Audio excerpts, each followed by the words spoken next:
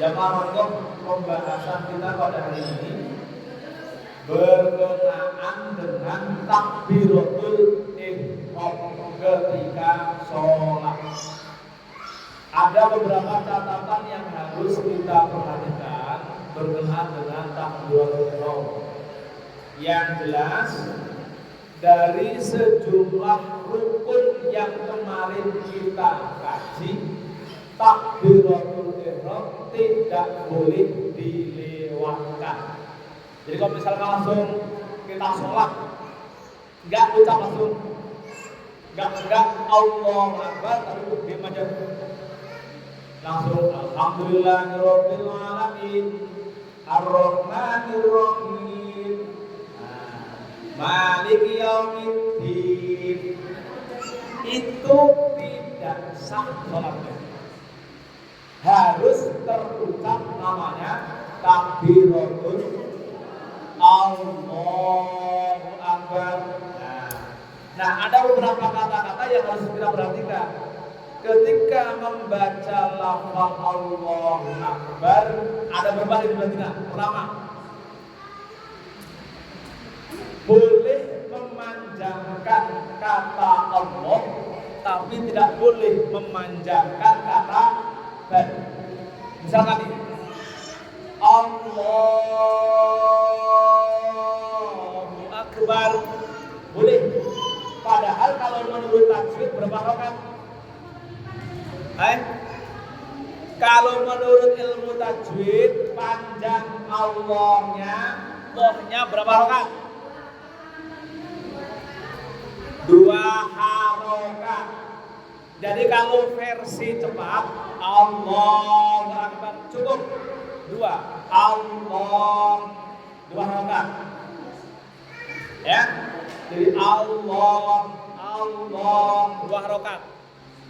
Kalau niatnya sudah tepat, kemarin saya sampaikan, membaca takbiratul ihram karena harus bareng dengan niat, maka sering kita lakukan apa?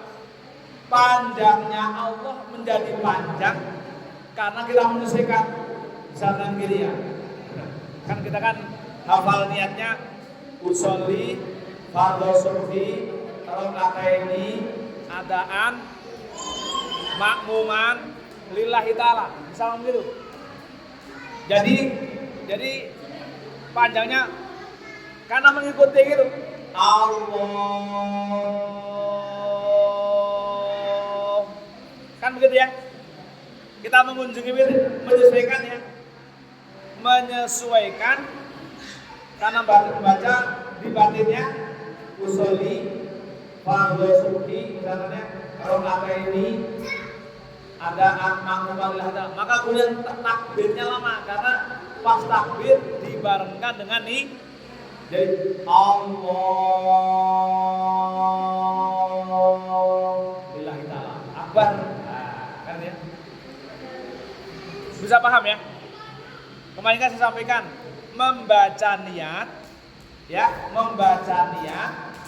dibarengkan dengan takbir.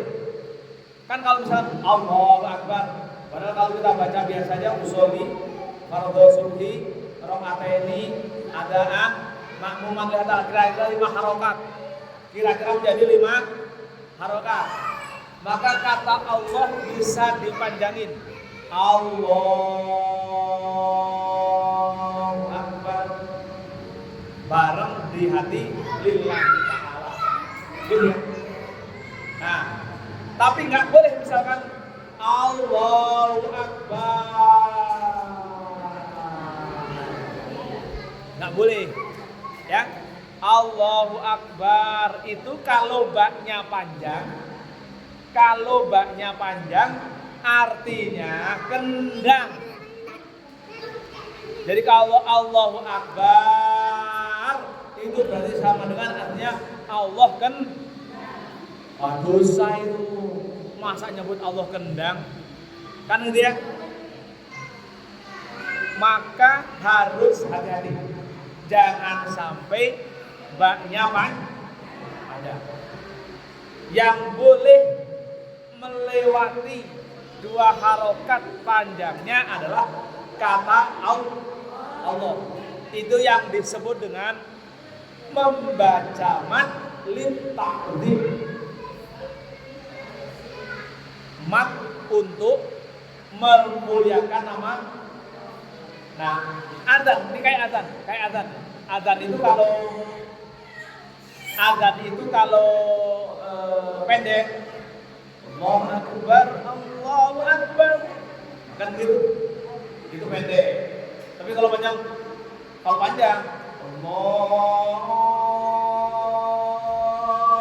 Akbar, Allahu Akbar. Nah, itu kan Allahnya panjang tuh, boleh. Padahal menurut tajwid harusnya, makanya kalau yang tinggi sudah pendek, Allahu Akbar, pendek. Tapi boleh kita baca Allahnya panjang. Namanya mat lit ta'rif, membaca panjang karena dalam rangka mengagungkan nama Allah. Maka sama ketika sholat, Allah. Sudah dilatih, sudah. Kalau sholat sudah latihan, sudah latihan menggabungkan antara niat dan bacaan mulut. Bisa, sudah bisa ya.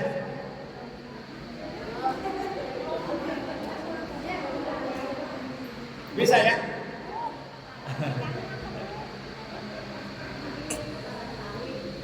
Ya, yang penting bisa ya. Menggabungkan antara niat dengan latihan lagi, mau latihan lagi. Coba latihan lagi sambil takbir, di batin dibayang-bayangkan niat. Kira-kira berapa lama panjangnya mengucapkan takbiratul ihram? Ya. Ini kira-kira masing-masing ya. Satu, pas Allahu Akbar, ingat di batinnya ngucapin. Kalau bahasa Indonesia saya niat sholat subuh dengan 2 rakaat menjadi makmum. Ada anillahi ta'ala sholli fardhu subhi rakaataini adaan makmuman mustaqbilal qiblati adaan makmuman lillahi ta'ala ya. Kita coba usolli ya, kita Allah sambil di situ di batinnya ya. Ya, 1 2 3 Allahu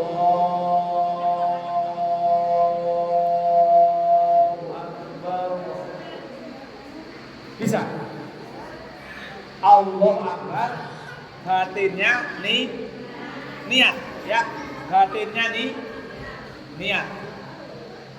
Jadi yang tidak boleh dilewatkan sekali lagi membaca takbir karena itu rukun. Nah, itu pertama. Yang kedua membaca takbir disunatkan mengangkat tangannya halwa mangkibaihi. Membaca takbir disunatkan ya, mengangkat tangannya halwa mangkibaihi. Begini nih. Kalau bapak-bapak, kalau perempuan, kalau bapak kan begini ya. Allah halwa mangkibaihi. Apa artinya halwa mangkibaihi? Artinya adalah dia, kita nih, takbirnya sejajar dengan apa namanya? Bahu, sejajar. Maka kalau bapak ada 2 mazhab nih, ada 2 mazhab takbirnya. Allah begini, karena mengejar setara. Mengejar setara. Halwa mangkibaihi. Biarin aja gini. Bapaknya 2 anak. Ya, konsentrasi. Ini latihan konsentrasi. Ya, latihan konsentrasi.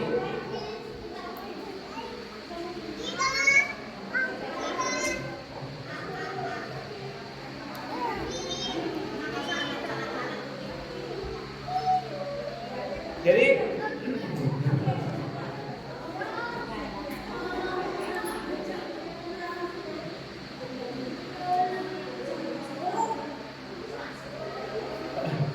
ya, latihan biar. Mau namanya anak-anak. Ya. Jadi gini. Takbirnya sekali gini, halo. Biarin, liatin aja, gak usah dikomentari. Dari takbir mengangkat tangan begini. Ini laki-laki nih. Karena mengejar apa? Sejajar dengan bahu. Sejajar. Ini laki-laki ya. Yang makro itu sampai megang telinga. Bahkan untuk Allah. Nah, ini makro, nggak boleh sambil nyentuh. Ya, mengukur gara-gara mengukur kuil ini makro untuk laki-laki. Nah, untuk perempuan seluruh gerakan sholat bagi perempuan itu harus selalu rapat. Maka hadwa mangkibai ini rapat nih. Ini perempuan bukan begini Allah. Nah, makro. Allah makro itu. Allah makro. Yang disunatkan adalah rapat. Meskipun kalau begini nggak batal. Misalkan di perempuan ini Allah nggak batal. Cuman afdolnya bagi perempuan dirapatkan. Allah. Maka kemudian hadwa mangkibai kan kalau jalan ini kan nggak mungkin nih, susah karena harus begini. Maka hadwa mangkibai. Jadi sejajar dengan bahu, kita buat saja. Maka ada kadang ada laki-laki kalau Allah ini ngikut-ikutan cewek nih. Begini nih, ada gini karena ngejar hadwa mangkibai. Jadi memaknai ada Quran itu fakabbaru hadwa mangkibai, bertakbir sejajar dengan baunya. Maka ada yang begini, ini sejajar sebut saja. Ada yang hadwa begini. Maka kadang ada tuh Allah kayak Rasulullah. Allah. Ini hadwa. Tapi di mazhab Syafi'i perkara begini yang laki-laki. Nah, yang perempuan juga mengejar hadwa mangkibai, tapi ini dirapatkan. Allah. Pokoknya rapatkan, yang penting di sini rapatkan. Kita ngejar rapatnya. Gak mungkin ngejar begini, gak mungkin. Allah kan gak elok juga. Nah, jadi sunatnya adalah dirapatkan. Bahkan ketika sujud dirapatkan. Karena seluruh anggota badan perempuan ketika sholat gerakannya selalu dirapatkan. Termasuk ketika Allah gak harus tinggi. Tetap hadwa mangkibai setara dengan bahu. Yang laki-laki setara begini, yang perempuan segini. Hadwa mangkibai itu takbir. Dan yang penting jangan lupa mengucapkan Allahu Akbar. Jangan harus bunyi Allahu Akbar. Karena saat membaca takbiratul ihram itulah bersamaan kita membaca nih ya. Oke ya.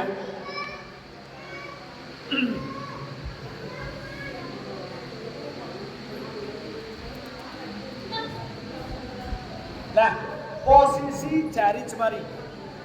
Apakah Allah Akbar atau rapat? Atau begini. Ini sekali lagi meskipun Allah ini juga nggak membatalkan. Allah ini telapak tangan menghadap Maka takbir jangan Allah. Ya, bukan enggak begini enggak.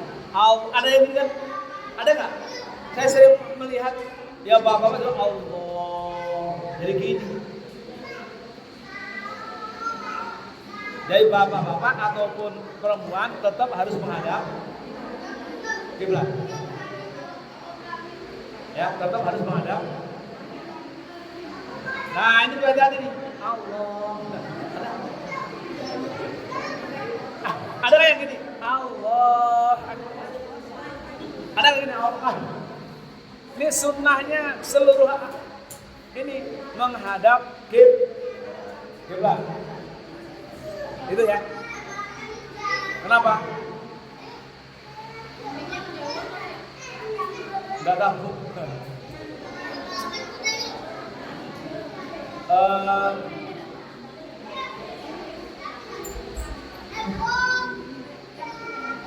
Sini aja sini. Hah? Yang sama ya?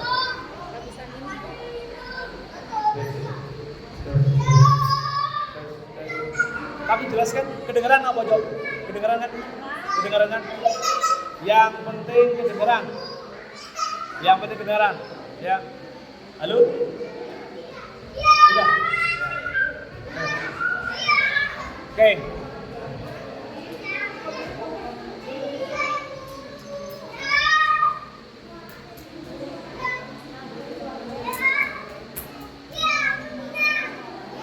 Oke, saya lanjut ke tema yang lain. Lalu jamaah. Perhatikan lalu jamaah. Pastikan ketika takbir setelah imam selesai ibadah. Jadi imam Allahu Akbar, makmum baru takbir. Kalau sekiranya ya makmum imam Allahu baru kita nyebut Allahu, nggak boleh, tidak sah itibanya, tidak sah jamaahnya. Ya, ini yang sering lupa nih, sering imam baru Allah kita langsung nyebut Allah. Jadi pastikan ketika ikut sholat jamaah imam Allahu Akbar baru kita makmum Allah. Barengin itu nggak boleh di takbiratul ihram, walaupun barenginnya di tengah. Yuk, paham ya? Allahu Akbar, makbar, baru kita tak Allah. Sekali lagi, kita barengin imam walaupun separuh. Ketika takbir tidak boleh alias batal jamaah. Belum ya? Ini pentingnya. Kita itu kan mendengar hadis sholatul jamaati khairun min sholatil fardhi bi sab'i wa isrina darajatan. Sholat jamaah lebih afdal daripada sholat sendirian dengan selisih derajatnya sebanyak 27 derajat. Tapi kalau nggak tahu ilmunya, nggak dapat 27 derajat, tapi 0 derajat, karena batal jamaahnya. Maka itu tentunya takbir saja masih belum betul. Ya, catatan yang ketiga itu. Jadi kalau kita jamaah, sekali lagi bertakbirlah setelah imam selesai. Allah Akbar, baru bilang Allah. Tak boleh berarti karena namanya mengikuti itu selalu di belakang. Kalau barengi namanya berteman.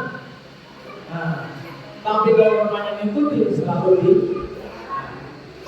kebolehan makmum membarengi imam di luar takbir.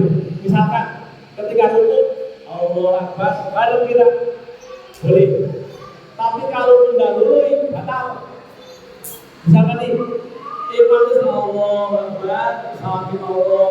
Imam masih baca, makmumnya udah sujud. Nah, itu jamaahnya, Mbak. Sholatnya otomatis, Mbak. Ya, dia hanya boleh maksimal baring. Dia lain rukuk, sujud. Ini sujud.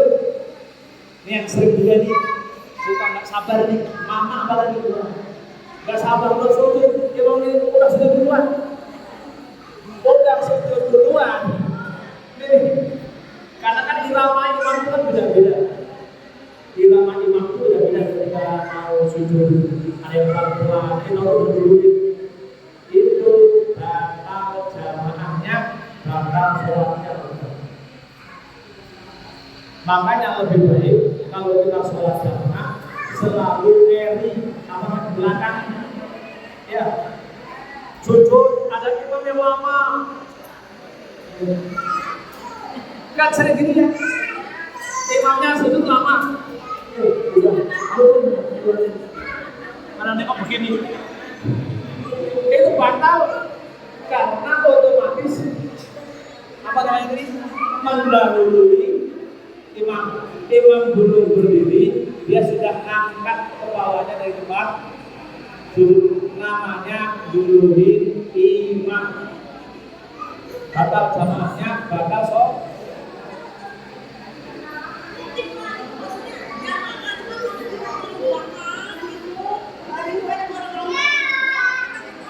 Ya. Disitulah imam itu perlu suaranya keras kalau ada mim. Makanya imam itu kenapa wajib tahu ilmunya imam. Saya itu paling sedih kalau lagi imam mimnya mati, paling sedih. Kalau saya tahu lagi di belakang itu kan juga mau teriak begitu aja.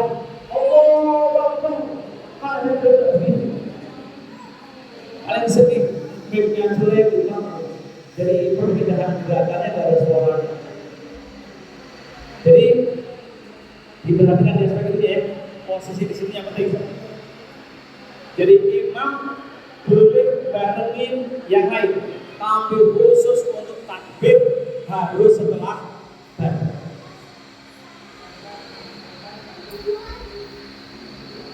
Nah, sering. Oke. Jadi gerakan namanya makmum sekali lagi.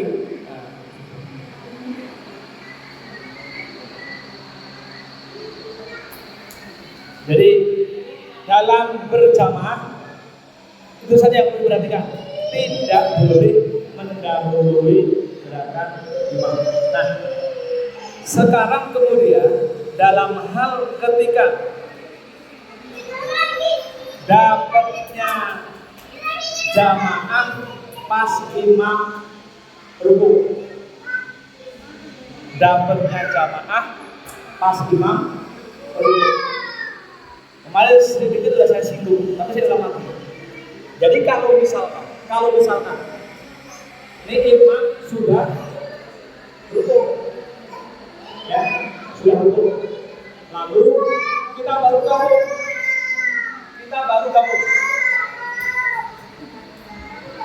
Ini kalau kita berdiri, belum niatnya belum tetap apa? Tetap ya paham ya? Niatnya belum tetap. Kalau kita kejar imam, tidak bisa hidup sebagai satu orang.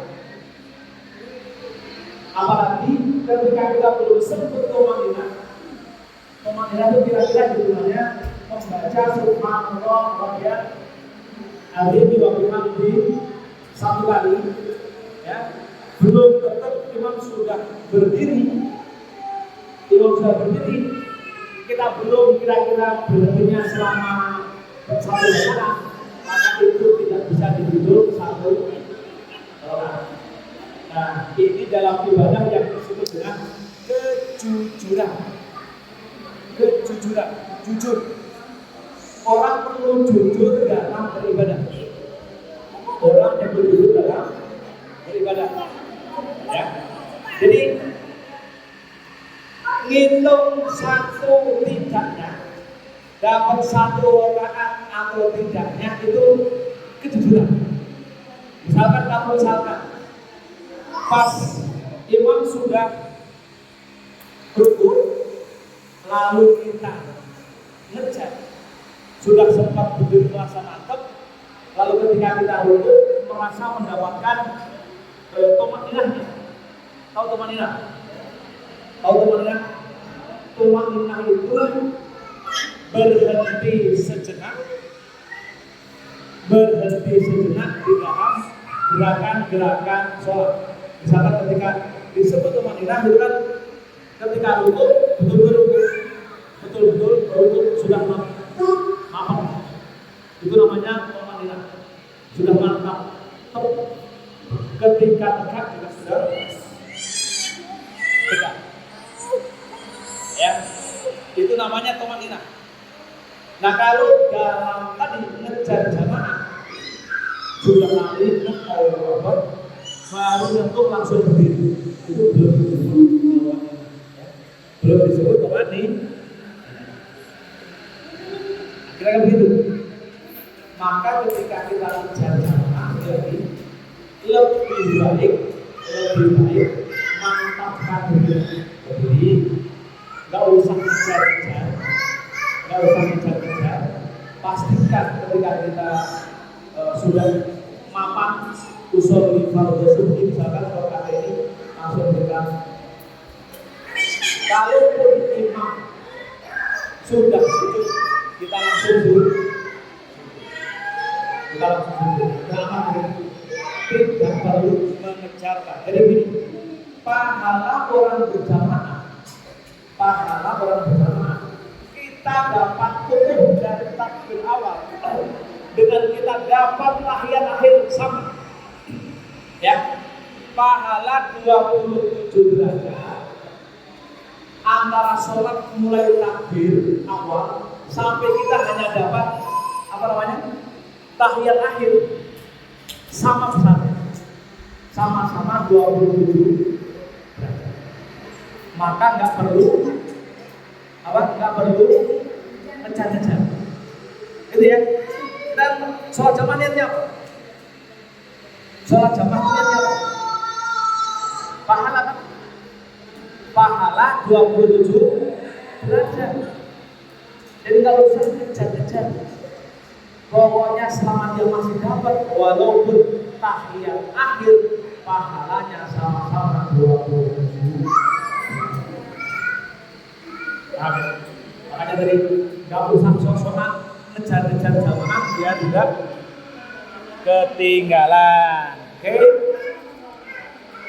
Oh, selesai. Wallahu a'lam bishawab. Sampai di sini ada yang mau ditanyakan? Ada yang mau ditanyakan? Ya.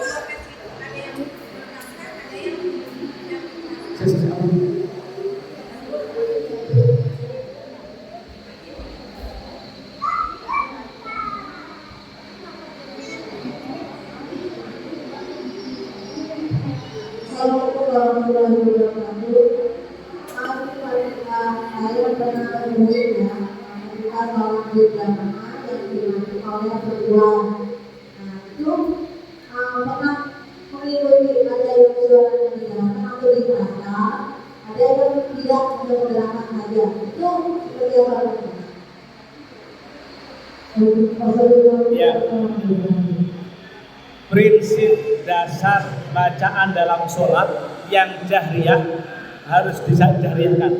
Sunatnya, misalkan sholat maghrib, Anda berjamaah dan jadi imam. Prinsip dasarnya jahriyah. Nah, persoalannya kemudian kan nggak mungkin ketika perempuan berjamaah di tempat umum dia jadi imam lalu maunya laki-laki, nggak mungkin. Maka jahriyahnya dilakukan di antara ketika sholat berjamaah antara perempuan, ya. dijaharkan, dikeraskan antar perempuan dalam hal jahriyah. Tapi kalau di situ ada lawan jenis, ya, misalkan mau jamaah di